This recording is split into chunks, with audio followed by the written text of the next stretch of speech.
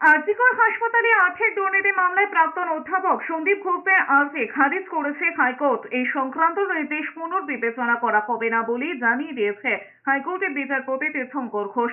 মামলার গ্রহণযোগ্যতা নিয়ে প্রশ্ন তুলেছেন। বৃহস্পতিবার এই ব্যাপারে হাইকোর্টের প্রধান বিচারপতি টি.এস. শিবজ্ঞানামের দ্বারস্থ হতে পারেন সন্দীপ ঘোষেরা। সিঙ্গেল বেঞ্চের নির্দেশ কার্যকর হলে বৃহস্পতিবারই এই মামলায় তাদের বিরুদ্ধে চার্জ গঠন করতে হবে। চার্জ গঠন আটকাতে মরিয়া আরজিকরের প্রাক্তন অধ্যক্ষ সন্দীপ ঘোষ প্রধান বিচারপতির দ্বারস্থ হয়েছেন। আরজিকরের দুর্নীতি মামলায় হাইকোর্টের বিচারপতি তীর্থঙ্কর ঘোষ নিম্ন আদালতকে দ্রুত শুনানির নির্দেশ দিয়েছিলেন। সেই নির্দেশ মেনে বুধবার দুপুরে চার্জ গঠনের শুনানি শুরু হওয়ার আগে বিচারপতি তীর্থঙ্কর ঘোষের বেঞ্চে এই নির্দেশ পুনর্বিবেচনার আবেদন করেছিলেন, কিন্তু তা খারিজ হয়ে যায়। এরপর প্রধান বিচারপতির দ্বারস্থ হয়েছেন তিনি। সন্দীপ ঘোষের আইনজীবীর বক্তব্য, ভারতীয় ন্যায় সংহিতা অনুযায়ী 7 দিন সময় দিতে হবে ডিসচার্জ পিটিশনের জন্য।